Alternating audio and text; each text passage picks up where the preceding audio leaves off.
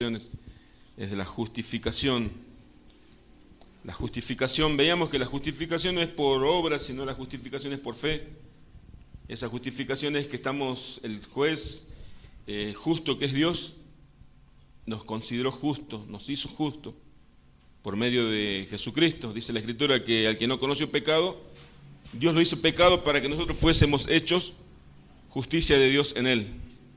Así dice la palabra, ¿verdad? Entonces somos justos, quiere decir que Dios encontró justicia no por nosotros mismos, sino por la justicia de Cristo, la imputación de la justicia de Cristo. Nosotros podemos entender que en el juicio, en aquel juicio final que la Biblia habla y que el mundo tanto teme, donde todos los habitantes de este mundo los muertos van a resucitar y van a ser juzgados delante del Señor, y todo aquel que sea encontrado culpable será condenado. Eso dice la palabra. Entonces, ¿por qué podemos nosotros creer? Yo quiero que entendamos bien por qué decimos que somos justificados. ¿Cómo es esta acción de justificación? Dios, porque es bueno, dice, nos llama a nosotros, vení, yo te justifico porque yo te elegí para que seas justo. ¿Será así eso? La pregunta que le hago a mis hermanos. ¿Será así que Dios nos justifica porque Él es juez y digamos, y Él es el dueño de la justicia? Él decide justificarnos a nosotros. ¿Será así? Le pongo un ejemplo entonces, si es así. Un criminal entra a una casa y mata a toda la familia. Es buscado ese criminal, ese asesino, es encontrado y es llevado delante del juez. Y en ese juicio están los familiares de esa familia que fue asesinada. Y hay otras personas también en ese juicio. Usted conoce un juicio. Y está el criminal delante del juez y el juez le dice, has sido encontrado culpable, pero yo te declaro justo, inocente. ¿Qué pensaría usted? Que ese juez es un juez injusto. Si eso ocurre aquí en la justicia de este mundo, en la justicia humana, ¿cómo pensamos puede ocurrir eso en la justicia divina, en la justicia perfecta? Por eso, y esta pregunta que yo les hago a ustedes, muchos cristianos no conocen el significado ni la obra de la justificación. Piensa porque Dios es el dueño de la justicia, como un juez corrupto dice, te declaro justo porque he decidido amarte. Entonces, la Biblia estaría, como dice, que Dios no puede mentir porque si no dejaría de ser Dios. Él no puede negarse a sí mismo, porque Dios es verdad, Dios es justicia. Les recuerdo el ejemplo, un juez, que delante del juez le ponen a un criminal, que hay prueba suficiente como para decir que esa persona es criminal, y todo el mundo ve que el juez dice inocente. Y le preguntan por qué le declaré inocente, y el juez dice porque yo soy el juez, y yo imparto justicia, y yo considero que esta persona, yo la veo que cambió, que está arrepentida. Decimos que el arrepentimiento es motivo para perdón. Entonces el juez dice, yo lo veo arrepentido, si lloró delante de mí. Entonces esa persona, el juez dice, está libre de culpas. Todos pensaríamos, ese juez es injusto. Y ese juez lo consideraríamos tan criminal como el mismo asesino, ¿verdad? Entonces ya vamos entendiendo que hay algo más en la obra de la justificación. Dice Romanos 5:1 que estamos en paz para con Dios por nuestro Señor Jesucristo. Justificado pues por la fe, estamos en paz para con Dios. Estamos justificados por medio de la fe. No por obras, sino por la fe. ¿Por la fe en quién? En Jesucristo. Y si usted le pregunta a alguien, ¿usted cree en Cristo? Yo creo en Cristo, le dice esa persona. Entonces soy justificado, entonces no te vas al infierno. ¿Creer qué? ¿Qué tengo que creer en Cristo? Que Cristo murió por mí, por mis pecados. Entonces va cambiando. Yo quiero que podamos entender, que busque Proverbio 17:15,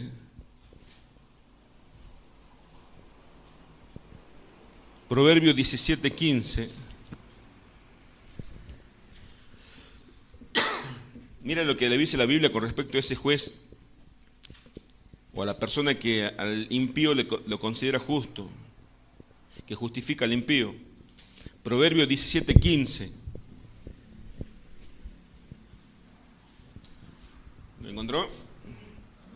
Dice, el que justifica al impío y al que condena al justo, ambos son igualmente abominación a Jehová.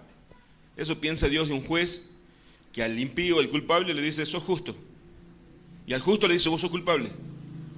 O sea, Dios condena la injusticia. Pero a veces nosotros pensamos que Dios, porque Él es bueno, tiene que ser injusto. Tiene que decirme que la persona que yo amo tiene que, sin lugar a dudas, tiene que ir al cielo, no al infierno. ¿Por qué? Porque yo le pedí a Dios. Porque yo le hice una misa para Dios, para que Dios le conceda la salvación a esa persona que acaba de morir. No es así. Dice, al que justifica al impío y al que condena al justo, ambos son igualmente abominación a Jehová. Proverbio 24:24.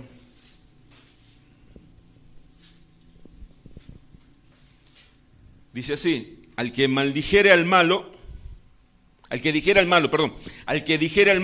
justo eres, los pueblos los maldecirán y le detestarán las naciones.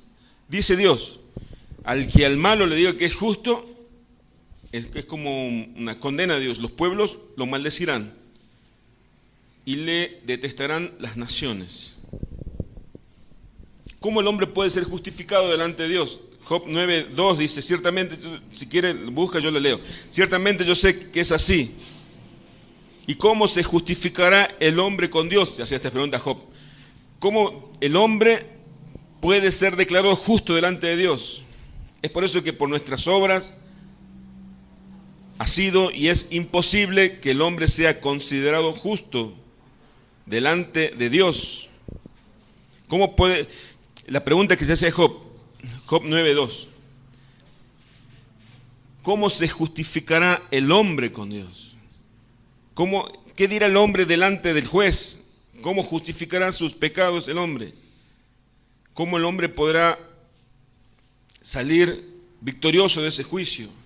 ¿Cómo el hombre puede salir inocente delante de Dios?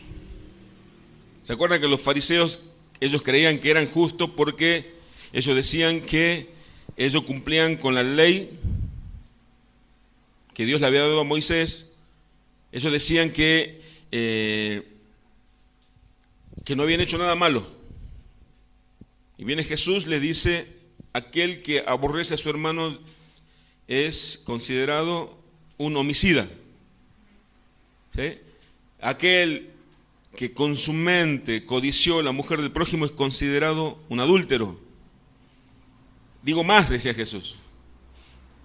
No estaba hablando solamente de los pecados de acción, de las obras, de lo que se ve, sino de lo que está dentro. ¿Quién subirá al monte del Señor? Dice Salmo 24. ¿Quién subirá al lugar santo? El limpio de manos, el que no ha hecho nada malo, y el puro de corazón. Ahí estamos todos fuera. Ahí nadie puede decir yo, Señor. El único que puede decir yo, Señor, el único que pudo decir yo, Padre, fue Jesucristo. Entonces entendemos que Dios nos justificó a nosotros, no porque Él es el dueño de la justicia y Él hace lo que Él quiere, porque Él es soberano. No. Entonces estaría yendo Dios en contra de su carácter, en contra de su palabra. Él dice que Él aborrece, es abominación aquel que dice al malo, al injusto, justo. Pero Dios nos declaró justo a nosotros. Hay una palabra que tenemos que conocer para poder entender la justificación. La palabra es la palabra imputación, que escuchamos en la justicia. Cuando alguien comete un delito o está sospechado de algún delito, ese está imputado. El fiscal, el juez lo imputó. Está siendo investigado para ver si es encontrado culpable o no, para luego ser llevado a juicio. Pero imputación, La imputación, yo le quiero leer algunos significados, acepciones de la palabra imputación. Imputar significa, se traduce en varias formas: culpa, culpar, inculpar, tomar en cuenta, considerar, atribuir. ¿Qué es lo que hizo el Señor? Le imputó nuestros pecados a Jesús. Jesús que no cometió pecado, dice la Escritura, en 2 Corintios 5. Al que no conoció pecado, Dios le hizo pecado para que nosotros fuésemos hechos justicia de Dios. Y la justicia de Cristo fue imputada a nosotros. ¿Crees en Cristo? Te imputo la justicia de mi Hijo, dice Dios. Un intercambio, una expiación. Para que podamos entender el significado, vayamos a Filemón. La carta de Filemón, que muy pocas veces fue leída en la congregación. Filemón 17.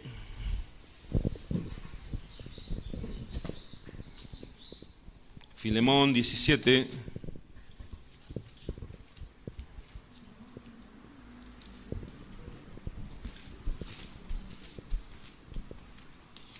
Si está en la Biblia, les aseguro que está. Tiene un solo capítulo más, Filemón 17 y 18. Pablo, preso, le escribe una carta a Onésimo, le escribe una carta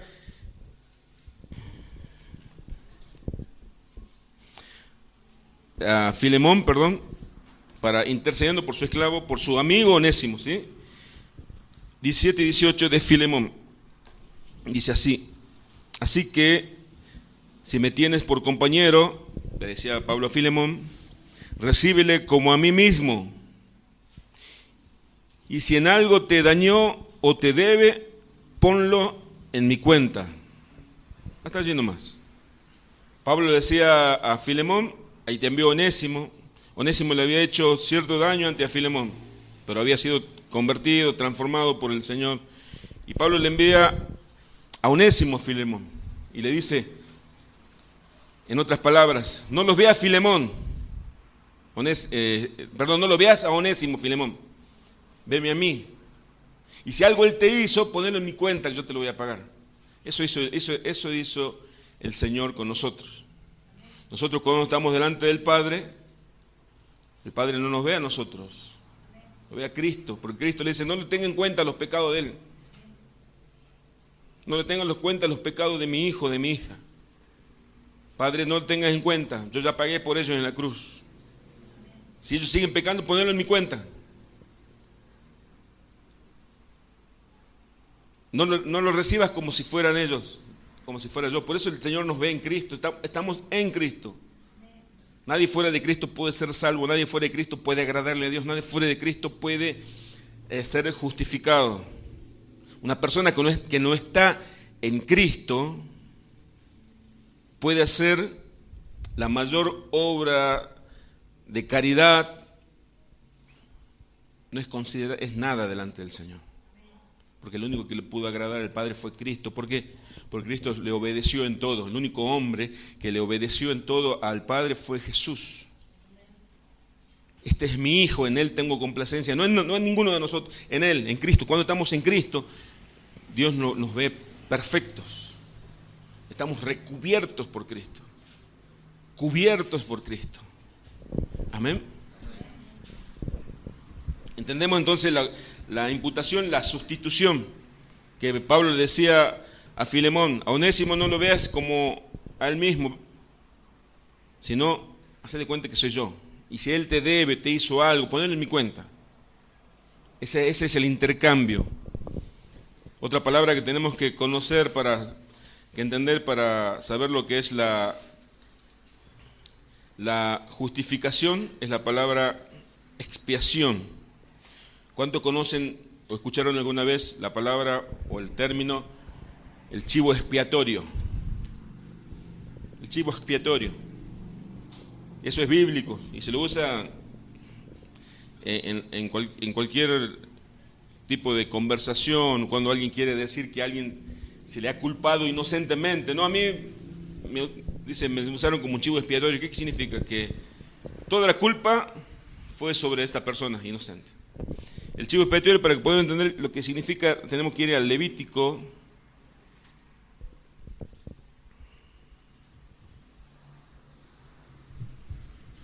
16. Levítico 16.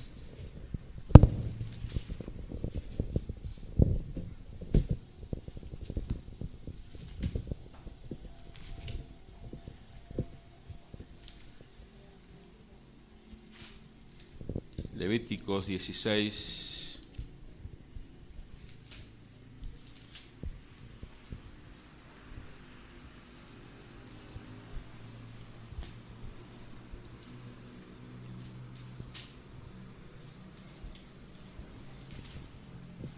Levítico 16, ya le digo el versículo 16.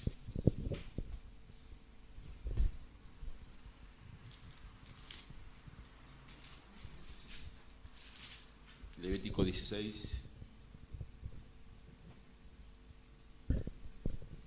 16.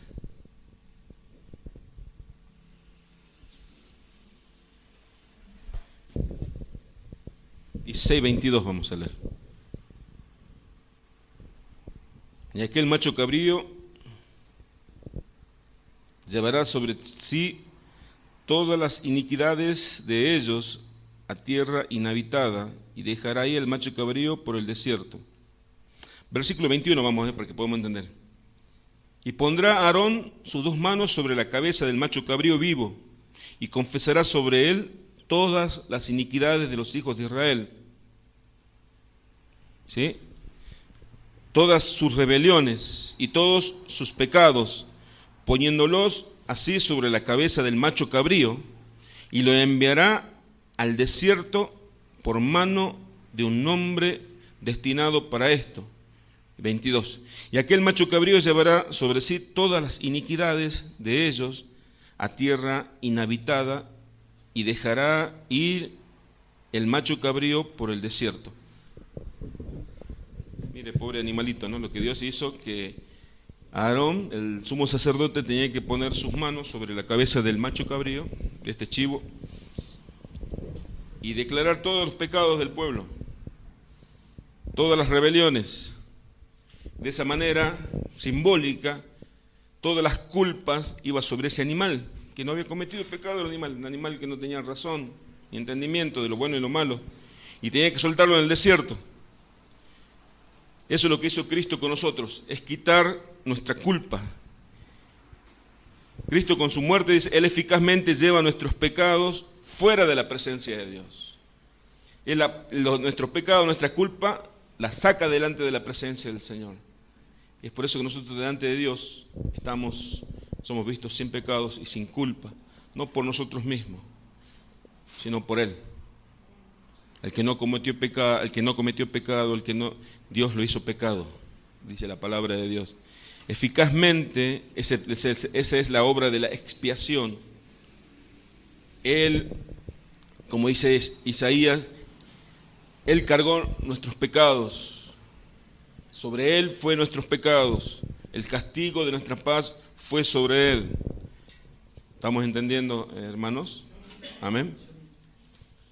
Ahora yo quiero pasar a un punto que hay más de la justificación, y voy a seguir, pero yo quiero pasar a un punto en que hay una diferencia entre justificación y santificación. Voy a repetir, hay una diferencia entre justificación y santificación. Sabemos que la justificación es gratuita, fue instantánea, fue en un instante, no es progresiva. Fuimos declarados justos delante del Señor, no 50% justos, ni 60% justos, ni 80%, ni 99% justos, sino 100% justos delante del Señor, sin culpa, sin culpas. Podríamos decir que justo es aquella persona declarada sin culpas delante del Señor. Salmo 32, David decía, dichoso, bienaventurado aquel varón que no se le inculpa pecado. Dichoso aquel que ha sido perdonado por Dios. Fuimos declarados sin culpas delante del Señor por todos nuestros pecados. Nosotros fuimos de manera figurativa por nuestros pecados, aquel criminal, aquel asesino que mató, hizo una aberración, una familia, el juez lo alcanzó, la justicia lo alcanzó, lo llevó delante del estrado del juez y el juez le dijo, hay alguien que pagó por tus pecados. Fue Cristo. ¿Crees que esto es así? Sí, yo creo. Entonces el juez dice, todo el castigo que merecía este criminal fue sobre Cristo, el Cordero de Dios, que quita nuestros pecados, que quitó nuestros pecados. La justicia quedó satisfecha, el juez quedó satisfecho, porque alguien pagó por los delitos. Todo eso fue gratuito, todo eso tenemos que agradecerle eternamente a Dios. Y en eso tenemos que centrar nuestra gratitud a Dios. Porque a veces nosotros le agradecemos a Dios, está bien ser agradecido por todo. No olvide ninguno de los beneficios, dice el Salmo, ¿verdad? Bendice alma mía al Señor. Y a veces nosotros le agradecemos al Señor por muchas cosas, pero nos olvidamos de agradecerle por eso. Por nuestra justificación, por el perdón de nuestros pecados.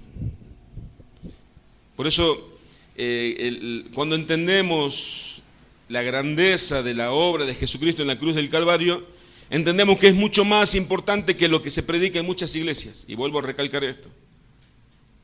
Que piensa que Cristo murió en la cruz para hacer rico, para sanar, para darte un buen trabajo. Son pequeñeces a comparación de esto. De que una persona como nosotros que estábamos condenados por nuestros pecados, que seguimos todavía pecando, pero ya fuimos justificados. Porque Él así lo hizo. Él puso fe para que creamos en Jesucristo, que Él cargó con nuestros pecados, que Cristo fue la expiación de nuestros pecados, que toda nuestra culpa, nuestros pecados fueron sacados por Jesucristo delante de la presencia del Padre. Entonces yo puedo entrar sin pecado delante de la presencia de Dios. ¿Cuántos recuerdan o cuántos saben qué pasaba cuando el sumo sacerdote, el único que estaba habilitado para entrar en el tabernáculo, en aquel lugar santísimo? Si aquel sumo sacerdote entraba al lugar santísimo con una mancha en su vestidura, ¿qué pasaba? Caía muerto. ¿Quién lo mataba? La santidad de Dios. Caía muerto. La santidad de Dios no puede ser resistida. Es ignorar la santidad de Dios, pensar que yo puedo entrar delante de Dios por mi propia cuenta. Por eso la Biblia nos enseña y nos reveló qué es lo que ocurría cuando aquel sumo sacerdote, no todo el pueblo, sino una sola persona que representaba a todo el pueblo, podía entrar en el tabernáculo, al lugar santísimo, que era un tipo del lugar de la presencia de Dios. Detrás de ese velo que fue rasgado cuando Cristo murió, hoy nosotros tenemos libre entrada al lugar, a la presencia de Dios. Dice que el sumo sacerdote, si entraba con una imperfección en su vestidura, o si no había confesado sus pecados, caía muerto. Y entraba moviendo una campanita, un cencerro, ¿sí? Diciendo que estaba vivo todavía. Y al pie del sacerdote o la cintura era atada una cuerda, una piola, y escuchaban si sonaba todavía la campanita, está vivo todavía, decía. Y cuando escuchaba que ya no sonaba esa campanita, entonces cayó muerto. Y ningún sacerdote podía ingresar a ese lugar santísimo, entonces tiraban de la cuerda y lo sacaban, lo arrastraban, porque nadie podía entrar a la presencia santa de Dios. ¿Y nosotros por qué podemos entrar libremente? Justificados por Jesucristo, estamos cubiertos por la sangre de Cristo, porque estamos en Cristo, es por eso que podemos. Pero a veces se minimiza, se subestima, se dejó de lado ya de agradecer esta cosa, este regalo tan grande que hizo Dios para su iglesia, para nosotros. Yo decía, tenemos que entender algo, y esto es muy importante, lo que significa justificación, pero lo que significa santificación. La justificación es gratuita, ya dijimos. Es obra completamente de Dios. Pero ahora la santificación es responsabilidad de cada uno de los creyentes. La santificación es entender de que tampoco es exclusivamente mía la obra, no es exclusivamente del creyente. Dios interviene también. Busque Filipenses 2:13.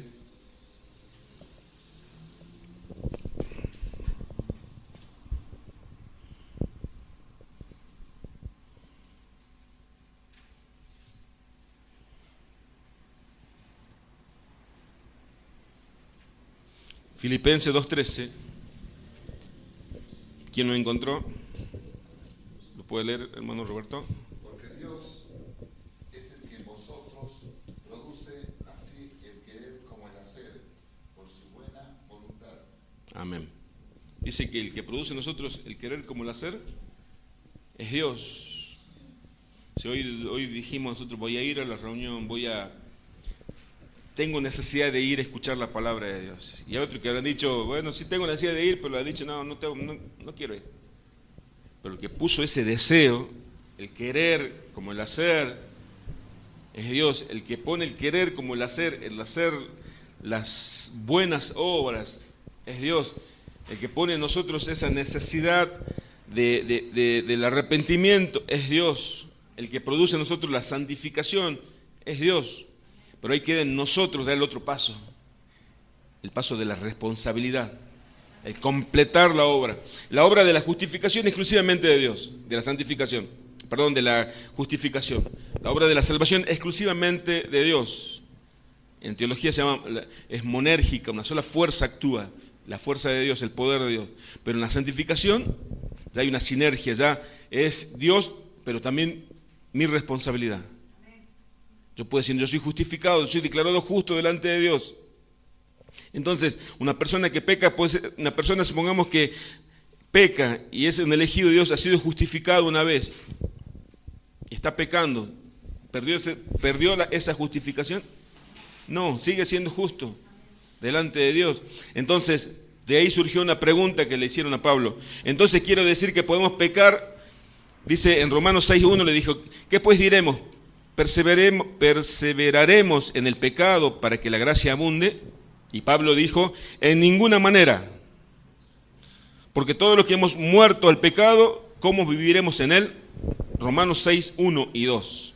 Búsquelo, Romanos 6:1 y 2. Entonces puedo decir, yo soy justificado, soy hijo de Dios. ¿Puedo pecar con liberalidad? No. ¿Por qué? Si ya soy justificado, ya Dios me declaró libre de culpas. Romanos 6:1 y 2.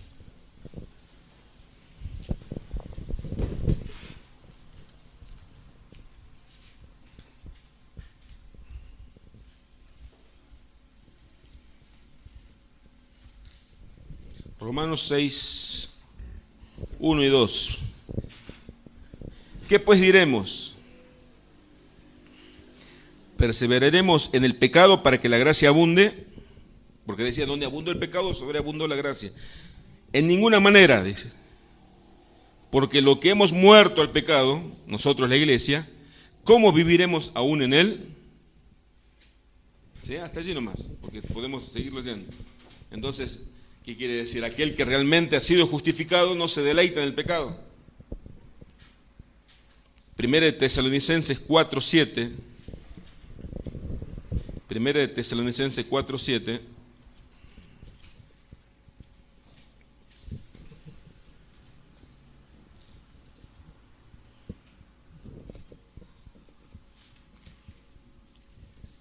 Primera Tesalonicenses 4:7 dice así: pues no nos llamó Dios a inmundicia, sino a santificación.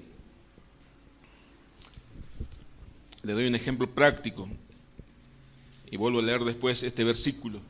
Usted encuentra una persona que dice, no, si yo le encuentro un hermano que antes asistía con usted en alguna congregación, y ese hermano está en el pecado, no se congrega, no está viviendo una vida como un cristiano. Y usted le hace una pregunta, ¿por qué no te congregas? No, porque si ya Dios me ama, ya Dios me eligió, que no entendés que fuimos justificados una vez para siempre. El sacrificio de Cristo fue una vez y para siempre, nos hizo justo una vez y para siempre. Sí, pero entonces no hay evidencia de que esa justificación haya sido real. Porque yo puedo decir, yo soy justificado, pero no se ve.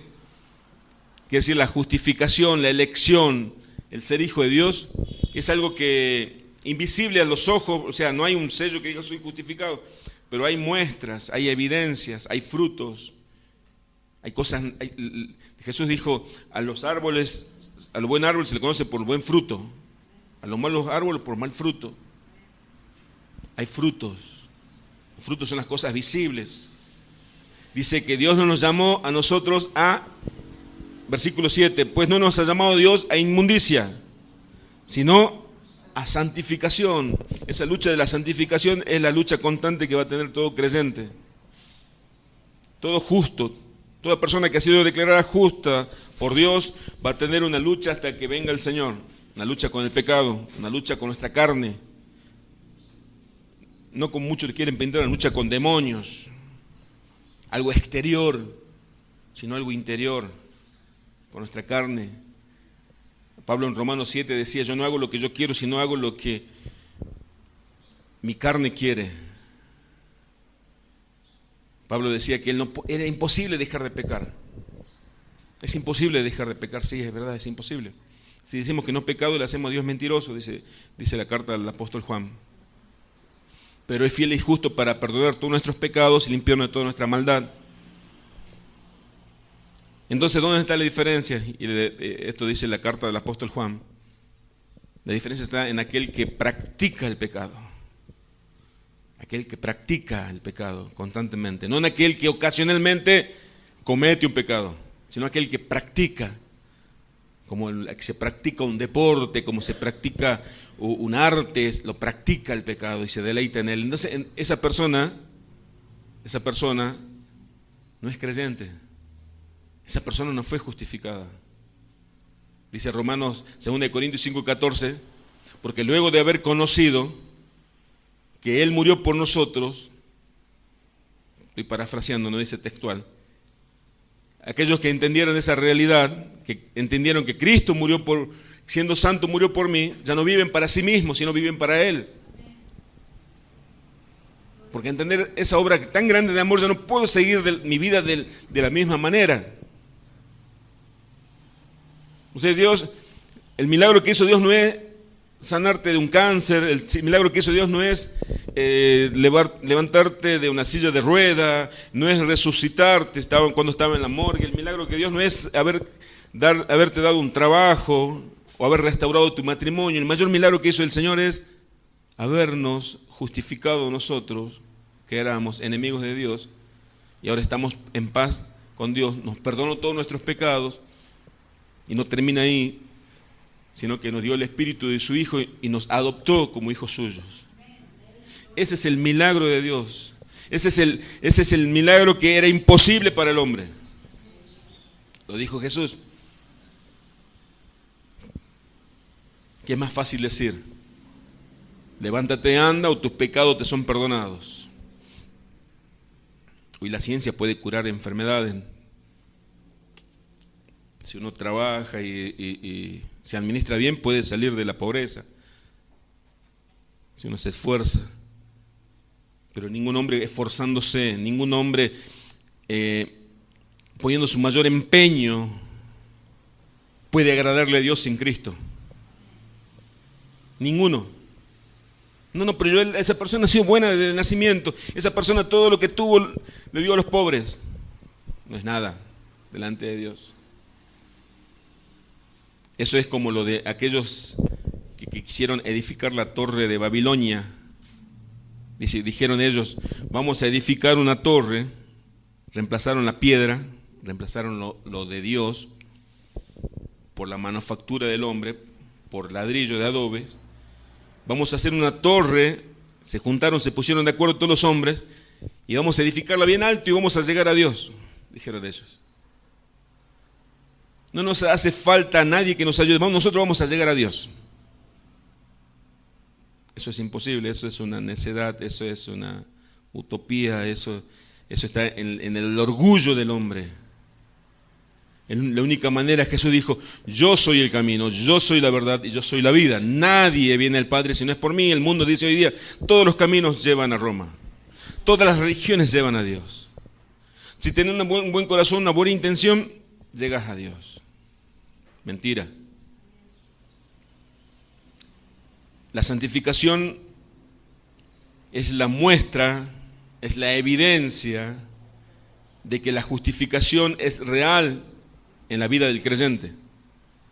El creyente busca santificarse no por la necesidad de alcanzar el cielo. El creyente busca santificarse para agradarle a aquel que lo salvó. Las religiones hoy en día dicen, tenés que santificarte para llegar al cielo. Tenés que hacer obras para llegar al cielo. Tenés que hacer muchas obras para agradarle a Dios. Cuando entendemos correctamente la doctrina de la Biblia, entendemos que nosotros ya fuimos justificados de manera instantánea, inmediata, por voluntad de Dios. Él puso fe para creer en Cristo y Cristo, esa justicia de Cristo fue sobre mí, una vez para siempre, nadie te la quita. Pero aquella persona que entendió eso, busca santificarse para agradarle, para agradecerle, para honrarle. Porque dice que Dios no me llamó a mí a inmundicia, sino a santificación. La religión te dice, tenés que hacer todas las tareas bien para recibir el cielo. La Biblia te dice, si creíste en Jesucristo, sos bendito con toda bendición espiritual, sos hijo de Dios, y todo lo bueno que hagas es porque Dios lo pone en tu corazón, pero también pone de tu parte, te negás a vos mismo, te negás al pecado, pero no para alcanzar el premio, porque el premio ya te lo dio Dios, sino para agradecerle, sino porque eso está en tu naturaleza. Dice la Escritura que en nosotros está la simiente de Dios. La carta del apóstol Juan. Yo muchas veces lo expliqué, que es la simiente de Dios. La simiente de Dios, el ADN de Dios. En la versión original dice el semen. Nosotros nos escandalizamos.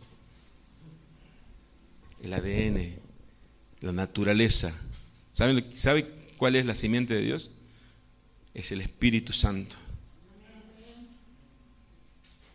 Ese pacto que Dios prometía a través de los profetas del Antiguo Testamento, que voy a poner mis leyes no en tabla de piedra, sino en la tabla de nuestros corazones y nuestras mentes. El Espíritu Santo, que nos habla, que nos guía, que nos redarguye del pecado, dice, que nos hace entender lo malo, nos convence de pecado, que nos dice eso está mal. ¿Quién te dijo? ¿El pastor te dijo? El Espíritu Santo te dijo. El hermano vino a decirte, no, el Espíritu Santo. A veces el Espíritu Santo nos habla, nosotros le hacemos oídos sordos. Pero el Espíritu Santo tiene poder a través de su palabra, a través de la predicación, a través de algún hermano. Pero el Espíritu Santo quiebra nuestros corazones. Entonces entendemos y Dios nos llama a santificación. El verdadero Hijo de Dios no vive para siempre en el pecado. No puede, es como el hijo pródigo. El hijo pródigo estuvo mucho tiempo fuera de su casa, de la casa del padre. Pero un día volvió en sí y dijo, ¿qué hago acá?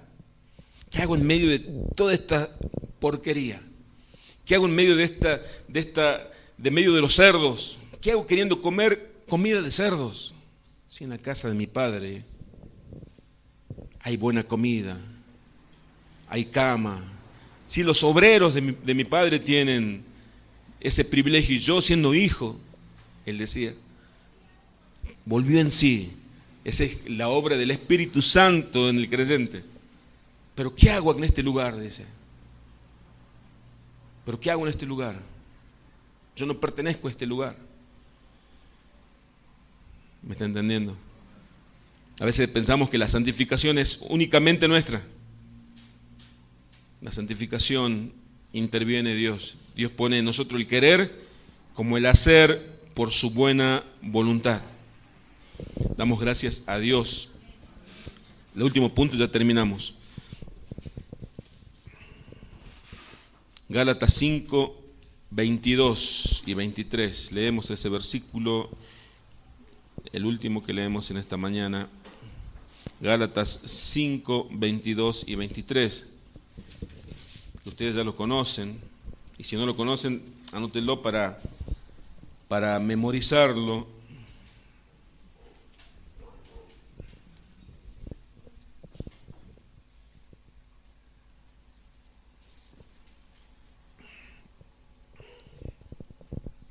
Gálatas 5, 22 y 23.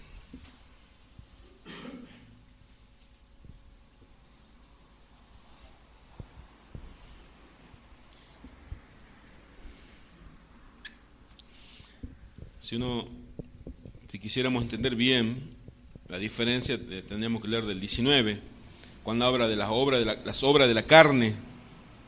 Vamos a leer de la obra de la carne, porque eso, del versículo 19 vamos a leer. Y manifiestas son las obras de la carne, que son adulterio, fornicación, inmundicia. Dios nos llamó inmundicia, lascivia, malos pensamientos, idolatría, hechicería, enemistades, pleitos, celos. El celo no era amor, celos, iras, contiendas, siempre peleando con todo el mundo, disensiones, nunca está de acuerdo con nadie, siempre discute todo, herejías, tuerce la palabra, distorsiona la palabra de Dios, envidias, homicidios, odia a los hermanos, borracheras, orgías, perversiones sexuales y cosas semejantes a estas, acerca de las cuales os amonesto, como ya os lo he dicho antes, que los que practican tales cosas no heredarán el reino de Dios. Estas personas no tienen lugar, no tienen cabida en el cielo. Ahora viene la iglesia, le toca, versículo 22, más el fruto del Espíritu. El fruto del Espíritu, la evidencia de que el Espíritu Santo está en tu corazón, hermano, hermana. ¿Cuáles son las evidencias? Que vos digas, yo tengo el Espíritu de Dios, no. ¿Cuáles son entonces? Es el amor, gozo, paz, paciencia, benignidad, bondad, fe, mansedumbre, templanzas. Contra tales cosas no hay ley. No te puede condenar la ley, porque tenés la ley del Espíritu. Porque el Espíritu Santo da muestra, da señales que Él está en tu corazón. Y eso es progresivo. Ningún hermano que se convierta hoy puede tener las 9 virtudes del fruto. Nosotros en eso está trabajando el Señor, para que cada día tengamos más amor, más paciencia, seamos más benignos, más generosos significa.